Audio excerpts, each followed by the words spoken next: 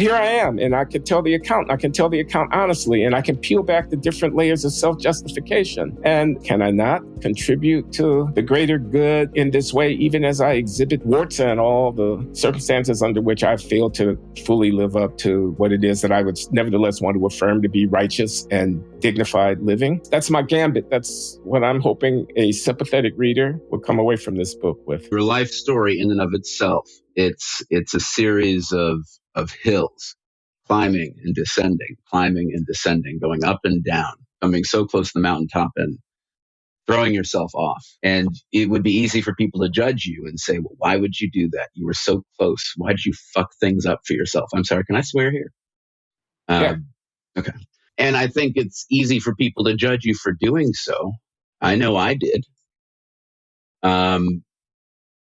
But as you become an adult, you realize that the people that raised you had no choice but to be who they were, and to be angry at them for that and to judge them for that is the easy choice.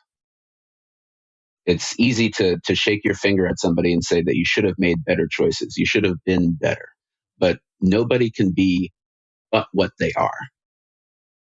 And who you are is both a brilliant mind that was, I think, helplessly bound by its own frailties and insecurities to make poor choices.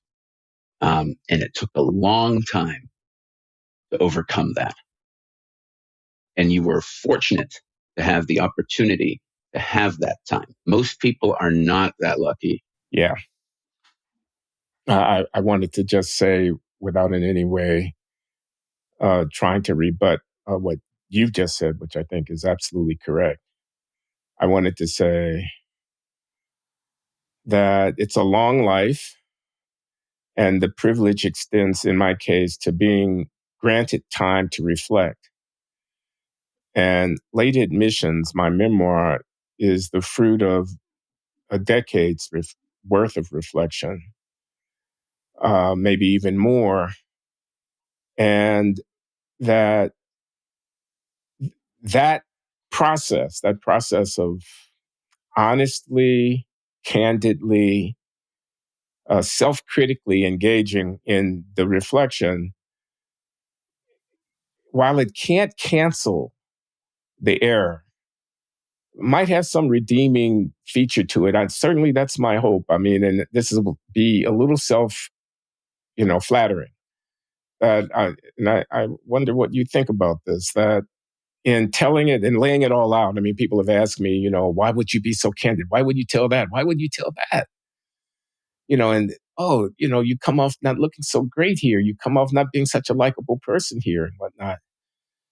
And I want to say, well, as they used to say when I was going to church, God's not finished with me yet, which is to say, it's an unfolding account here. And with the benefit of living into my eighth decade, and having survived stuff that would have taken a lot of people out and probably should have taken me out, certainly by the grace of whomever, by God or the loving wife who stuck by me, your mother, or just good fortune, friends, a socioeconomic location that allowed me, the benefits of good insurance policies and client and cooperative employers, and gave it a second chance, third chance. But here I am, and I can tell the account honestly, and I can peel back the different layers of self-justification. And I can I not contribute to the greater good in this way, even as I exhibit warts and all the circumstances under which I failed to fully live up to what it is that I would nevertheless want to affirm to be righteous and dignified living. I don't know. That's my gambit. That's what I'm hoping a sympathetic reader, my son, will come away from this book with. So let me answer your question by reflecting on my childhood a little bit. I remember growing up, meeting fans of yours or colleagues or students or people who just knew who you were out in the world when I was a young adult, going to college with your name, inevitably people would say, "Oh, are you related to the Glenn Loury?" Which was frustrating for me. Um, and answering that question honestly, I think sometimes I would, sometimes I wouldn't. I often took people by surprise because I think people universally expect me to say, "Oh, it was great." Um, and I think it would be fair to say, and I don't think you would disagree with me characterizing our relationship in my teenage and adolescent years as challenged. No, I wouldn't There was a disagree lot with of that. conflict. Right. There was a lot of antagonism both ways. Because I think you put on a good show.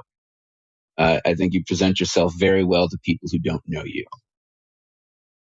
And I think that's part of why this book took a lot of people by surprise. Um, the Glenn Cartman Lowry Sr., who raised me, could not have written this book. Mm. He would not have been capable of the self-reflection, the honesty, or the vulnerability that was necessary to write this book. So I am proud of the man that you've become. Um, you know, not everybody grows. Even people who live long enough to have the opportunity to do so, many of them don't change. And you have. Um, and so reading this book, it was an interesting experience for me. I found myself getting angry at somebody who I don't really think exists anymore. Wow. And, you know, I've gone to therapy for a lot of my life. And one of the things that I had to learn is that there's no anger is an emotion, and it's legitimate, and you have to feel it and you have to process it. But it's also not something that's necessarily useful to hang on to, because for a lot of my life, I'm like, well, he's never going to understand why. Um, and if he's never going to understand why, you have to just process it yourself and then deal with that and be okay with it. Um, and I have come to an unexpected place where you have done this work of self confession that I think has caused you to sort of maybe face a lot of things that this wasn't an easy book to write. Um, it wasn't an easy book to read, but it must have been a much harder book to write uh, because you're going through your past and you are naming you're not a Catholic, but this is you basically going into the confession booth, except the whole world is your priest and listing out all of your sins. And I do think there's a value in that. Maybe just for me, we'll see how we'll see how the American public consumes it. But I think there's a value in showing people that um, success is not what makes you happy or fulfilled. What is success? Like, I don't think you knew what that was when were you coming up as a young man, when you were trying to define yourself politically. I don't think you knew what you wanted. I think you had a gift. I think it opened some doors for you. And I think when you got through those doors, you weren't happy that people weren't as happy to see you as you thought they should be. And that you made some choices in reaction to that defined you in ways that you weren't expecting. And so you had to recalculate and recalibrate, and you made mistakes, but you kept trying. And that's sort of a reflection of not just you are personally, but politically, to go back to the conservatives. Like, you made mistakes. You have positions that I don't believe in, but you keep listening. And I think that only happens that if underneath those mistakes, those poor choices, those scars that you suffered emotionally, that there is a beating heart that really just is looking for people to love him that in the way that he thinks that he should be loved.